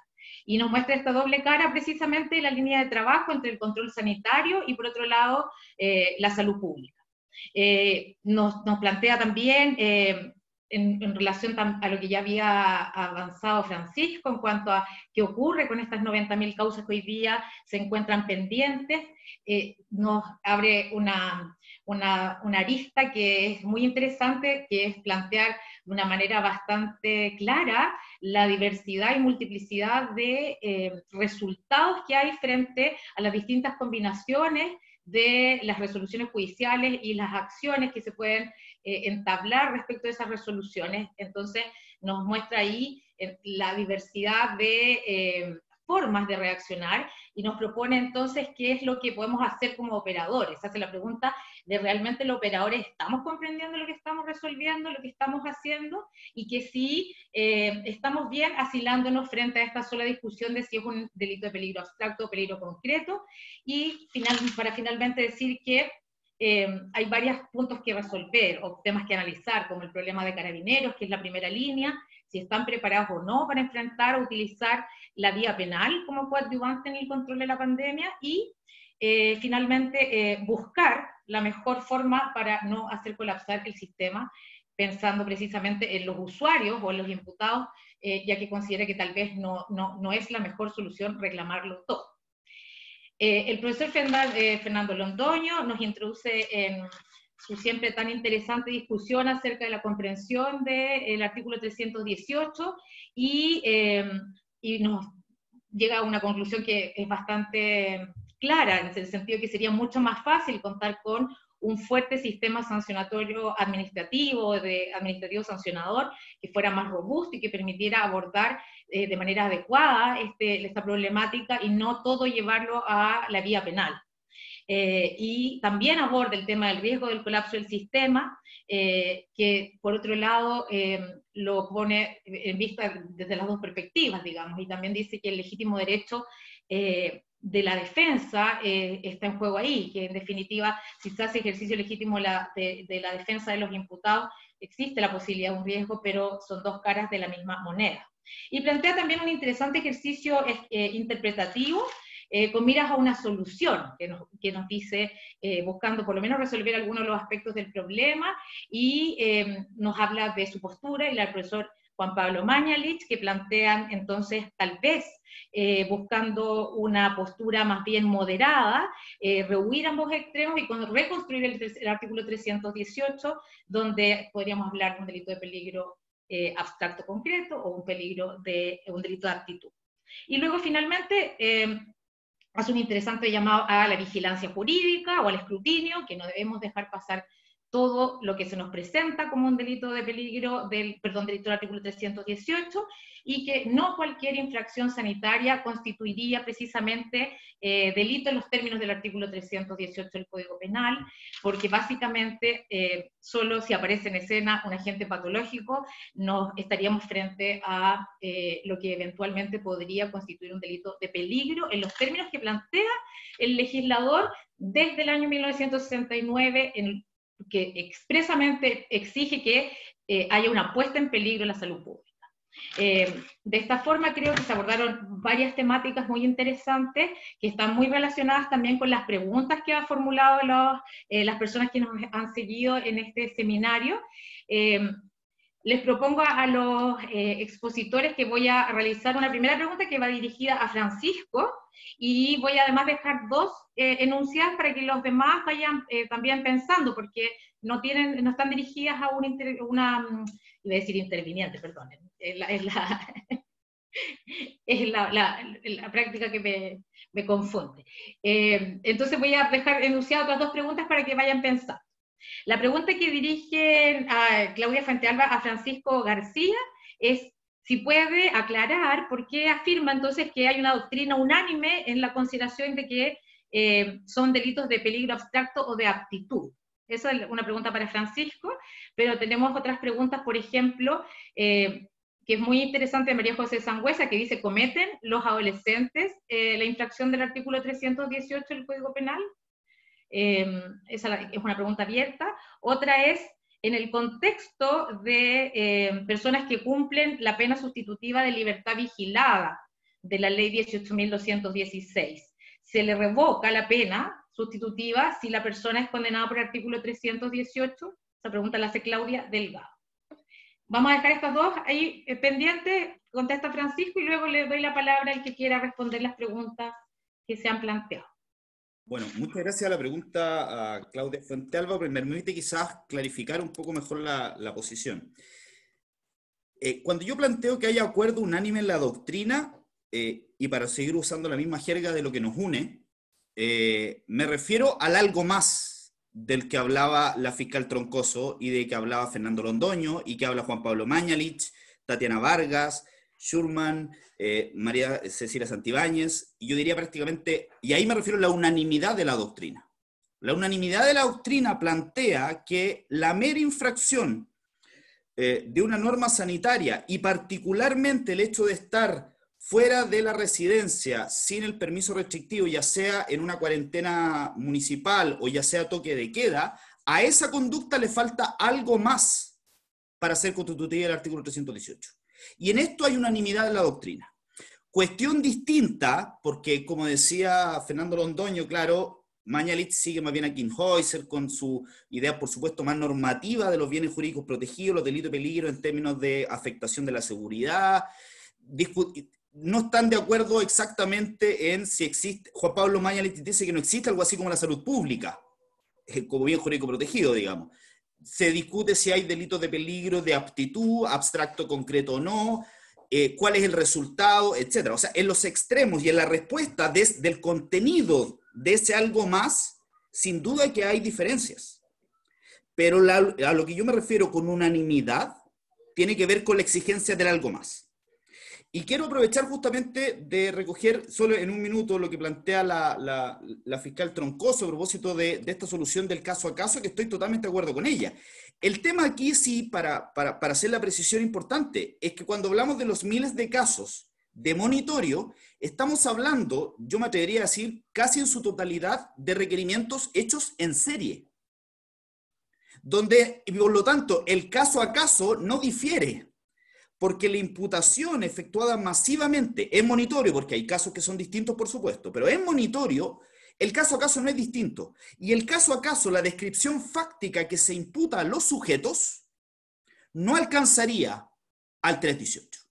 Porque en todas esas imputaciones y descripciones fácticas, en todas falta ese algo más, respecto de lo cual la doctrina está de alguna forma conteste. Entonces, por eso, y concuerdo plenamente en de salir de las trincheras en el debate. Efectivamente, el debate ya peligro abstracto, peligro concreto, me parece que ya está superado, pero efectivamente el debate ahora, sobre la base de estos hombros que me parece que hay del acuerdo doctrinario que existe sobre este tema del algo más, es que efectivamente hay que discutir un poco sobre eso. Y la preocupación que yo manifiesto de modo alguno es colapsar el sistema. Estoy absolutamente en contra. La Defensoría Penal Pública de hecho no ha planteado reclamar masiva e institucionalmente todo, porque colapsar el sistema no es la solución para nadie. Sí, la preocupación es, si estamos de acuerdo que los requerimientos monitorios son realizados en serie, si estamos de acuerdo, la doctrina lo menos, unánimemente en este aspecto, de que a esa conducta específica le falta algo más, la solución jurídica, jurisdiccional, a mi parecer, humilde parecer, es el sobreseimiento definitivo. Porque si le falta algo más para cumplir los requisitos del tipo, no hay otra solución.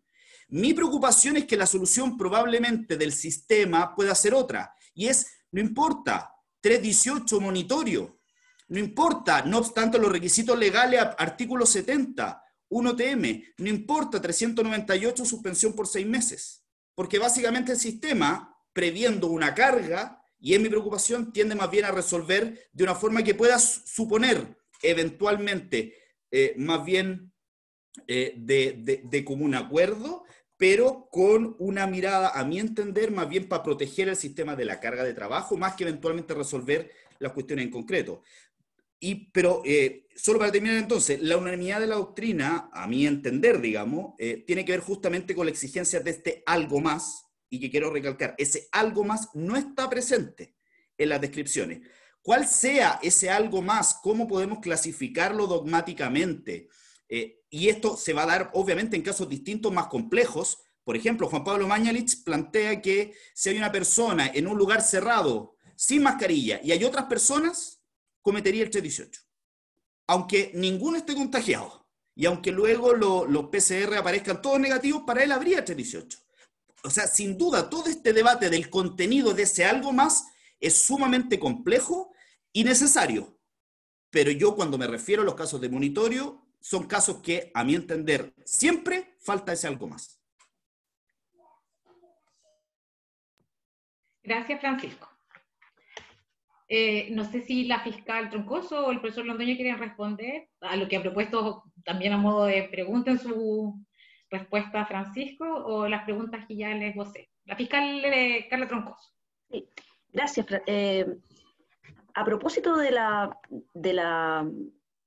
exigencia del algo más, yo, dentro de la batería de cosas que tenía pensado decir, yo creo que además estamos con un problema adicional, para ponerle un poquito más de ripio al camino, es que tenemos estos sanos debates, o este intento de debatir entre nosotros, aquí a puerta cerrada, en Zoom, con libros, con los casos, con los códigos alrededor, pero tenemos un problema estructural en cuanto a la resolución y la gestión de las causas, que le pone un aditamento, que es el tema de la especialización.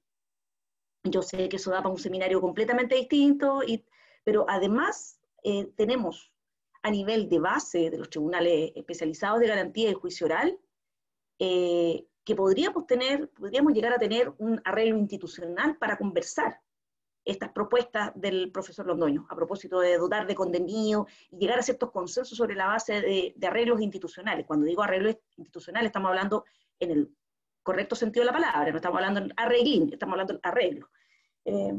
Sí, estamos todos entendiendo. Bueno, pero al lado de eso, además, tenemos que la instancia revisora no es especializada. Y ahí, guataplaf. Yo estoy en una instancia no especializada, con la dificultad que supone trabajar en una lógica de posta, como dice el ministro señor Dam, que yo se lo escuché a él y a él se lo atribuyo, no es mío el comentario, que en corte el volumen, la cantidad de causa, la dificultad mediatizada, la baja expertise de litigación, porque llevamos mi diplomado, mega diplomado, doctorado en litigación y estamos donde mismo, no avanzamos en temas de litigación efectiva, hace que el debate se precarice aún más al momento, y eso también estandariza la respuesta. Entonces, yo comprendo que Francisco da en el clavo en el sentido de que los monitores son estandarizados, y yo quiero agregar algo.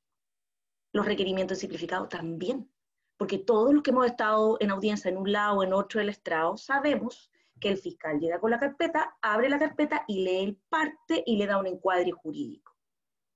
Y muchas veces los fiscales tienen que dar explicaciones de por qué la calificación jurídica del operador de la audiencia difiere del código que incluyó el operador no letrado, auxiliar de carabinero o auxiliar de la fiscalía cuando tipificó de 318 y no 318 bis, por dar un ejemplo, o infracción subsidiaria, como podía ser irse a las figuras residuales que están a título de las faltas, que están medias olvidadas, pero que uno puede generar de ahí algún material.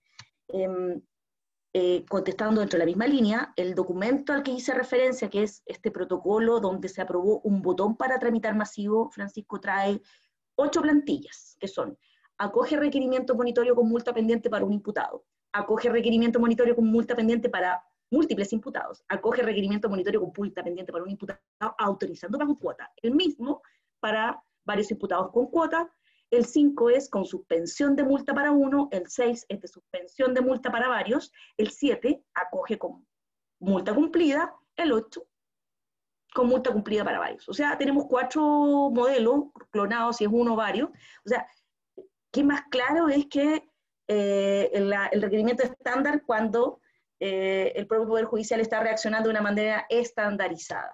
Yo lo que estoy diciendo es que vamos a tener que hacer violencia, en el buen sentido de la palabra nuevamente, para tratar de poner la pelota al piso, para tratar de llevar esto a un debate sobre elementos que digan más con la persona, incluso respecto de cuestiones más básicas, imaginándonos que el sujeto está en una fiesta masiva, todos contagiados, saliendo de hospitalización, ya, pero una cosa de libro, pero la individualización de la sanción, por ejemplo.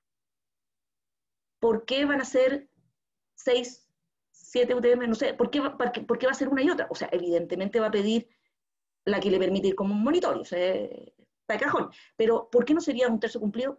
Y cierro mi comentario aquí, para los que somos más viejitos o viejitas, cuando tuvimos la discusión a propósito, y esto me tomo de la opinión del profesor expresada en uno de sus artículos a propósito de la bagatelización de esta figura, cuando se discutió la modificación del hurto falta frustrado. Estábamos ahí todos, 14, la Florida, Plaza de Espucio, cientos de detenidos por día, Francisco ahí con sus turnos de 35 imputados, y nosotros dijimos, no, si esto va a ser imposible que se sostenga. Y está, ahí tenemos. ¿Y cuál fue el arreglo institucional? Un tercio cumplido. Eso. Yo no sé si aprovechamos al tiro de hacer, quisiera, no sé si el profesor Londoño va a intervenir o contestamos alguna de las preguntas a las que tú nos hiciste referencia. Sí, pudiera responder a lo mejor alguna de las dos. Sí, yo a propósito, disculpe, no retuve el nombre de quien preguntó sobre los adolescentes. Yo creo que ahí está uno de los elementos. ¿Cómo no va a ser relevante cuando tú tienes una ley especial que dice que hay que considerar especialmente las circunstancias de la comisión del delito?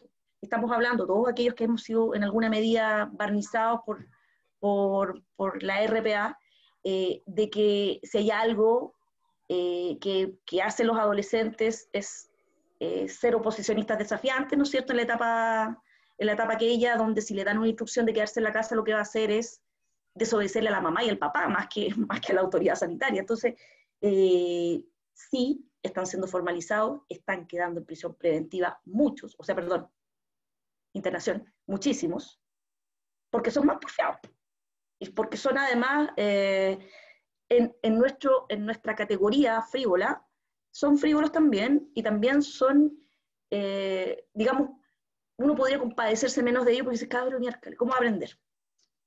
Entonces, de alguna manera entramos todos en el relajo, en el discurso, y entramos en la categoría. Yo creo, por ejemplo, que ahí uno tendría que discutir seriamente, a propósito, echar mano a otras herramientas del derecho penal sobre la comprensión del injusto, por ejemplo. Error de previsión. O sea, vamos a tener que ponernos creativos dentro del marco del derecho. Yo con eso entiendo que dentro de las lógicas posibles.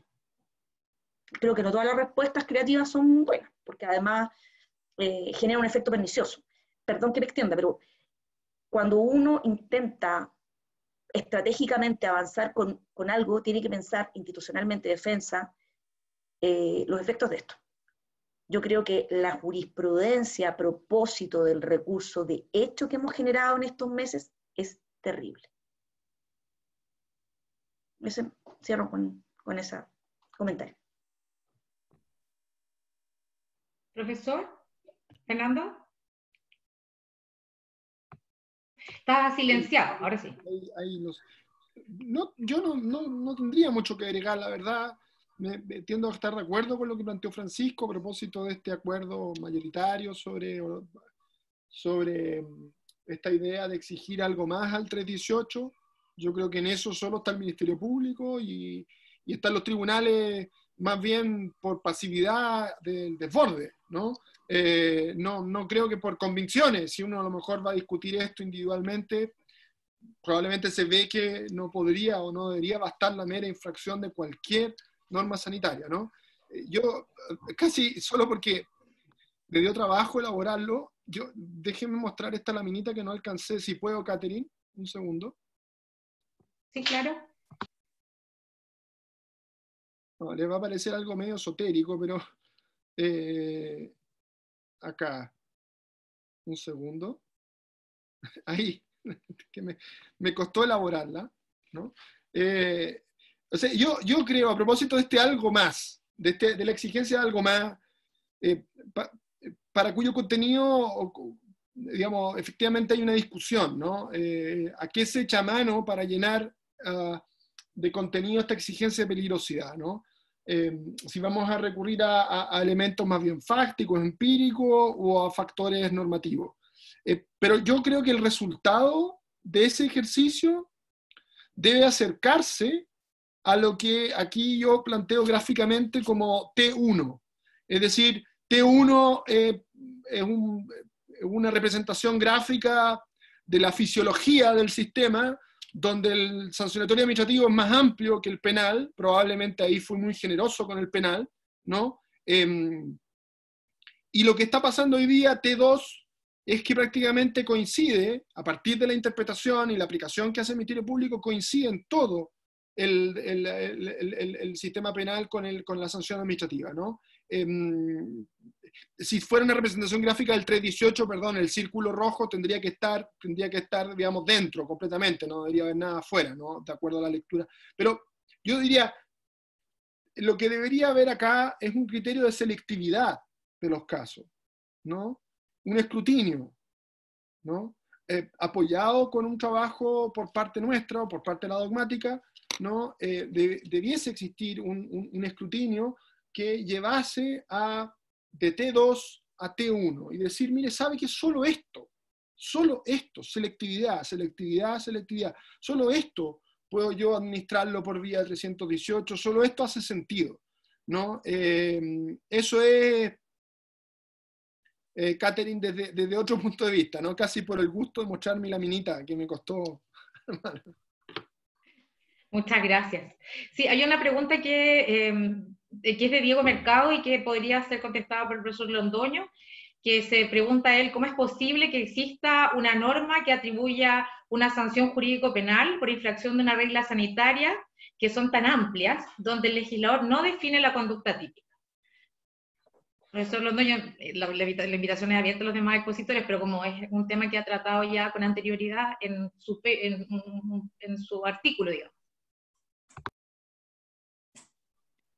Sí, gracias a la persona que hizo la pregunta. No estoy seguro de hacia dónde quiere que yo me dirija cuando me pregunta cómo es posible que exista. No sé si quiere que me pronuncie sobre la constitucionalidad del precepto, o sea, porque ahí está, digamos, ahí está, y yo lo que puedo decir es que en 1969 uno puede revisar la historia de la ley 17.155, ¿no? Que fue por lo demás la ley que introdujo el tráfico de droga en el Código Penal, ¿no? Y que luego sabemos pasó a leyes especiales, ¿no? Esa es una ley que se ocupó de manera orgánica del parágrafo de los delitos contra la salud pública. Y cuando digamos, el Parlamento se reparó en el original 318, esta es una manera de responder a la pregunta, se dijo, mire, esto no puede ser, esto es completamente autoritario.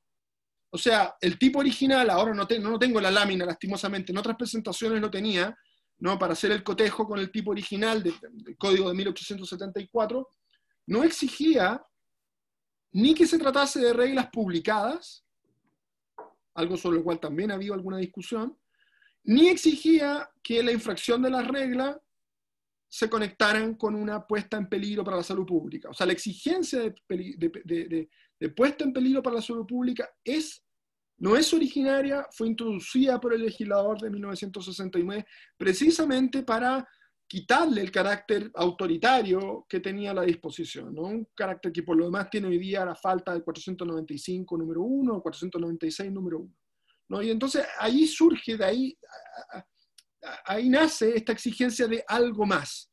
¿Cómo la vamos a entender? Es una cuestión sobre la cual estamos discutiendo, ¿no?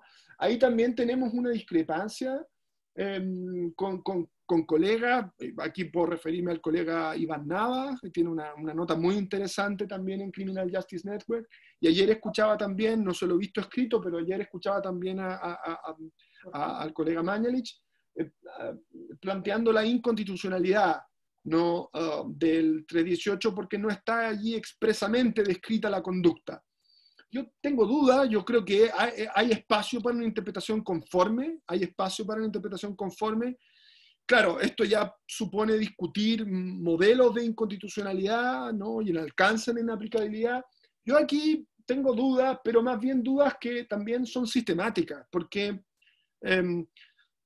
si en el 318 no está expresamente descrita la conducta, entonces yo creo que tendríamos que empezar a revisar nuestro Código Penal y caerían muchísimos tipos penales, muchísimos tipos penales, ¿no? Pero no estoy cerrado a esto, tampoco estoy cerrado. Yo confieso a quien me hizo la pregunta que quizá aquí pecado de frivolidad no es algo que yo haya examinado con todo detenimiento. No lo he examinado con todo detenimiento, no tengo una toma de posición definitiva. Sí me planteo en el comentario, escrito el 2018 y publicado el 2019, ¿no? En mayo del 2019 mis colegas, queridísimos colegas Hernández y Couso de la Portales me toman el pelo casi, diciendo que no se me ocurra comentar otros delitos porque entonces pueden acontecer otras catástrofes, digamos. Ni les cuento cuáles son los delitos que tengo que comentar en el tomo 2 porque se van a asustar, ¿no? Bueno, escrito antes de toda esta tormenta, yo ahí me planteaba que era problemática la constitucionalidad del tipo en relación con normas infralegales, pero que el tipo podía todavía salvarse con la remisión de normas de rango legal. Alguna norma de rango legal hay ahí en el Código Sanitario, pero no mucha. Yo creo que el trabajo que tendría que haber hecho el legislador en la ley 21.240, en vez de fijarse obsesivamente en los porfiados, tendría que haber hecho el trabajo, como digo, que está hoy día haciendo el colega Mañalich, ¿no? Arremangándose las mangas. Además es un homenaje al derecho positivo, ¿no? Tomarse en serio la normativa sanitaria. Vamos viendo, discriminemos, estas nos parecen especialmente problemáticas, el conjunto de infracciones normativas sí son especialmente indiciarias de una peligrosidad, ¿no? Ese es el trabajo que tendría que haber hecho el legislador y además lo podría haber hecho retrospectivamente, teniendo ya a las espaldas el fenómeno de la pandemia, ¿no? Y no como se hizo en 1969, también retrospectivamente, porque no vamos a descubrir las pandemias ahora en el siglo XXI, por favor. Todo lo contrario, ¿no? Pero siempre son esquemas que, y cierro con esto, Katy, no quiero extenderme, porque aquí también hay una cierta diferencia quisiera yo tener con el legislador. Acá corro el riesgo de tornarme algo excesivamente heterodoxo, ¿no? Poco ortodoxo en mi argumentación. Pero a propósito de la discusión sobre los bienes jurídicos tan manoseada, yo últimamente a lo que le estoy dando vueltas es lo siguiente, a la idea de que hay una dimensión prospectiva y una dimensión retrospectiva en la reconstrucción de los tipos penales. Y la reconstrucción prospectiva es una especialmente deferente con el legislador, de tipo teleológica, en la que tenemos que preguntarnos cuál es la ratio legis. ¿Qué quiso el legislador cuando conformó, cuando describió un 318 así como lo concibió? Yo diría que el 318, como cualquier otra norma de tipo emergencial, concebida para emergencia, es una aposta, ¿no? En el sentido atlético, ¿no? Es un poder concedido a la autoridad administrativa para complementar la legalidad, estoy diciendo algo trivial, ¿no? En atención a que es la autoridad ejecutiva la que tiene puestos los ojos en el presente. Y el legislador no puede, ¿no?, gobernar en detalle para el presente, solo puede gobernar hacia el futuro, ¿no? Solo puede prospectar. Y por lo tanto se dice, mire, ¿sabe qué? En situaciones de crisis, ¿no?, sanitaria, en situaciones de epidemia, vea usted, ejecutivo, que está con las manos en el asunto y con los ojos puestos en el presente, ¿qué tipo de medidas cautelares hacen sentido para la contención del fenómeno? ¿No? Y yo creo que ahí esa es la ratio legis, que no es, y no tiene nada que ver con el bien jurídico, no. Por eso se concibió un 318 de esa manera, articulado, ¿no? Entonces está una combinación de previsión legislativa que está dada a partir de 1969, ahí está su pondus, su peso, en la exigencia de peligro para la salud pública, que nosotros como intérpretes tenemos que reconstruir, pero por otra parte está concedida, hay una dosis de poder concedido al Ejecutivo precisamente por el carácter emergencial de que se ocupa, ¿no?, del fenómeno de que se ocupa el 318. Hasta ahí lo prospectivo, Catherine. Ahora, lo retrospectivo yo creo que es la función judicial, y tiene que ahí sí preguntarse por la lesividad suficiente. Es decir, más allá de la ratio legis, más allá de la teleología, de la racionalidad con la cual el legislador hizo esto como lo hizo, este embutido de norma penal, de norma de rango legal y norma de rango administrativo, para poder ser dinámico, para poder ser funcional al campo de juego, dinámico, me gusta esa expresión dinámico, porque mira al presente, más allá de esa ratio legis, que hace pleno sentido en la lucha con una pandemia, el intérprete, el juez, tiene que preguntarse, bueno, lo que me trae aquí el fiscal, ¿tiene una entidad suficiente de lesividad? ¿Es comparable a otros injustos a propósito de la pregunta por la teoría del injusto? En fin, entiendo que se fue más por la teoría del injusto, el error de provisión, pero ¿tiene esto una entidad de injusto suficiente? Yo creo que ahí también nosotros desde la universidad tenemos que hacer un trabajo para ofrecer, digamos, planos comparativos que al intérprete le ayuden, ¿no? Mire, sí, acá hay una lesividad suficiente, ¿no? Me conformo. Y ahí está un tipo de lectura que es eminentemente retrospectiva y que de alguna manera complementa, contiene lo que podría ser una excesiva audacia legislativa. Bien intencionada, insisto, bien intencionada. ¿Quién no podría querer un tipo penal articulado de esta manera, con una cierta delegación en el Ejecutivo cuando se trata de luchar con un fenómeno dinámico? ¿Quién no podría pensar en algo así? En ese sentido yo soy diferente, pero compenso con vigilancia y contención en sede de lesividad. No voy a extenderme porque creo que la idea ha sido clara. Muchas gracias, Fernando. Sí, había una pregunta, sí. Catherine, que no nos habíamos hecho cargo por el ímpetu de debatir estas cuestiones, que tenía que ver con una eventual revocación de una libertad vigilada o libertad vigilada intensiva por una condena posterior, entiendo, ¿no? Siempre por 318.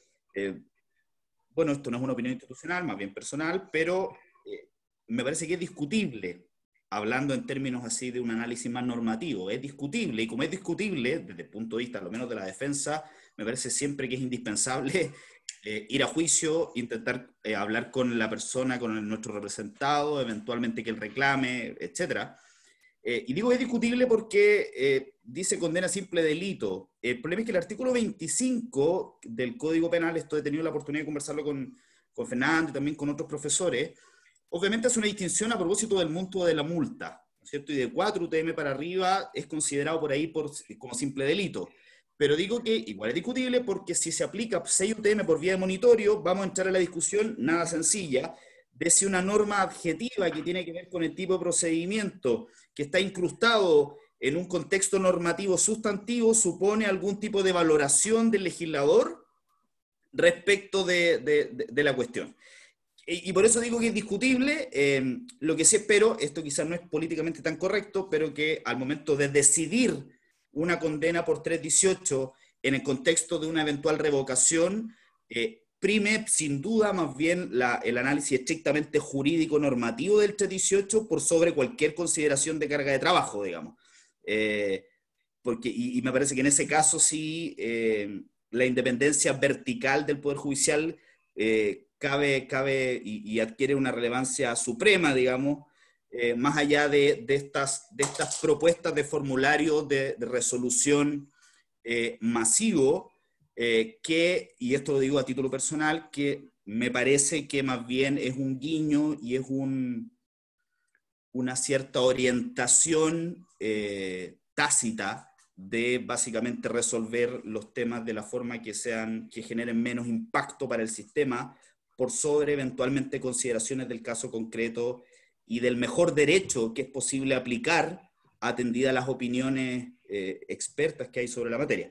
Pero para responderla, y no irme por otros lados, digamos, me parece que a lo menos, hablando normativamente, es complejo, y por lo mismo me parece súper interesante e importante en este caso, obviamente, discutir para no caer en un debate de consecuencias personales para la persona de gran lesividad vital, y que me parece que es discutible al menos. Sí, gracias Francisco. Una última pregunta para ir cerrando, porque tenemos 10 minutos aproximadamente. Hay dos preguntas, una de Claudio Cuevas y otra persona más, que preguntan en el sentido de qué pasa si hay paralelamente una fiscalización, dice, en el ámbito de funcionarios de la Superintendencia de Salud, es decir, hay un proceso administrativo de aplicación de un procedimiento seguramente es un sumario sanitario, y paralelamente una causa penal. ¿Qué pasa con este cúmulo de procedimientos, digamos, que en definitiva yo creo que está preguntándose qué efectos tiene el procedimiento sancionatorio administrativo en el procedimiento penal, o viceversa, que es complejo? Bueno, yo si me permite muy brevemente, porque ya algo anuncié al principio, yo creo que eso no es ficción, eso está ocurriendo, está saliendo por la tele, de hecho. Hay un caso famoso. Claro, eso está pasando, y mi conclusión es bastante clara. La interpretación que el Ministerio Público está realizando del artículo 318 es una mera infracción administrativa, porque falta el algo más del que ya hemos hablado. Siendo así, entonces no existiría ninguna distinción, ni cuantitativa ni cualitativa, entre derecho penal y derecho administrativo sancionador. Por lo tanto, sin duda, para mí, habría un non bis in idem galopante frente a los casos, obviamente, de una sanción administrativa, de una multa de una cuantía no baja, y un eventual intento de sanción penal. Distinto el caso, por ejemplo, del secretario de Senado, porque ahí desconozco derecho administrativo fino, si las sanciones internas de la Cámara de Régimen Interno del Senado generarían alguna coalición con el derecho administrativo sancionador sanitario. Pero a lo menos derecho administrativo sancionador, sumario sanitario, 174 del Código Sanitario, y sanción penal me parece que son absolutamente incompatibles. Sí, no sé si Carla parece que tiene su opinión al respecto. Sí, yo creo que de la forma en que, como dice Francisco, de la forma en que se está planteando el debate, tan desprovisto de elementos que doten de contenido efectivo el injusto, porque ese es el problema que estamos teniendo, porque estas categorías las estamos imaginando en nuestras cabezas, pero cuando leemos el parte, en circunstancias que estando en toque de son tan estándares que todo esto es como ficción nuestra. Bien poco podemos avanzar con esos otros conceptos. La salud pública, porque este sumario sanitario está abarcando los mismos bienes jurídicos, está protegiendo lo mismo. ¿Cómo vamos a poder hacer esa comparación si no tenemos más presupuesto? Yo, la verdad, no me ha correspondido aún revisar, conocer o leer alguna de los sumarios sanitarios para ver cuál es el hecho que establece. Yo me arriesgaría a dar un paso más y diría, veamos qué fue lo que estableció ese sumario sanitario, veamos cuál es el contorno de hecho, y a ver si es posible de ahí sacar una derivada. Y lo digo con interés en esta aproximación, porque como fiscales judiciales nos toca mucho ver infracciones administrativas, que a veces son configuraciones de delitos que están, a propósito de los notarios, los receptores, de las falsedades instrumentales, por ejemplo, en que se denuncia, y yo en lo particular creo que uno puede avanzar en lo administrativo de manera independiente de lo penal, en la medida que pueda justificar, aún sobre el mismo hecho, que lo que está velando es por la sanción respecto a la lesión de un bien jurídico distinto. Pero reconozco que es bien difícil, ¿no? O sea, cuando uno tiene una persona que se llevó la plata al tribunal, o sea, apropiación indebida, no sé, o malversación, va a ser bien difícil configurar una infracción administrativa. Entonces, con la dificultad que el caso supone. Y agrego, ya que estamos así como hiperconectados, que parece que esta discusión además se trasladó al TC, porque entiendo que se recurrió al TC en el caso de la solicitud de formalización. Así que le pone otra pepita al asunto. Bien. Bueno, les quiero agradecer a Francisco, Carla y Fernando por su exposición y por esta ronda de preguntas que ha sido muy ilustrativa y muy entretenida además. A modo de cierre, este es un tema súper interesante y que está en una etapa bastante incipiente, porque estamos a puertas de que se venga una oleada de juicios donde vamos a ver en definitiva lo que los tribunales resuelven respecto del fondo de la cuestión debatida, en términos de que si estamos frente a un delito de peligro abstracto, concreto, o más bien una figura moderada, como lo planteábamos recién en estas exposiciones. Y además vamos a tener en unos meses más, supongo, la resolución del Tribunal Constitucional, la sentencia, respecto al requerimiento de la jueza de garantía Andrea Muñoz. Muñoz es el apellido, ¿verdad? Para no incurrir en un error. Y que en definitiva sabemos ya, porque el 10 de septiembre se acogió, a lo menos parcialmente, el requerimiento, de manera que estamos ansiosos por ver esa sentencia, en términos de si es porque se alegó infracción del principio de proporcionalidad, el principio de legalidad, y además que estábamos frente a una ley penal en blanco. De manera que tenemos todas estas figuras pendientes y que hay debate para mucho rato más con el artículo 318. Así que agradecer a todas las personas presentes, las preguntas, y nos vemos en una próxima oportunidad. También, y finalmente, agradecer al Instituto por esta oportunidad. Nos vemos. Que estén muy bien. Adiós. Chao, Catherine. Muchísimas gracias. Chao. Cuídense. Chao. Listo. Ya están fuera, pueden Ya. hablar. Ya, listo. Oye, Ay, Francisco se fue así rápidamente. se descolgó. Igualmente, Fernando. Muy ilustrativo. Sí, súper entretenido. Además, estuve leyendo, me abrumé porque me puse a leer lo que había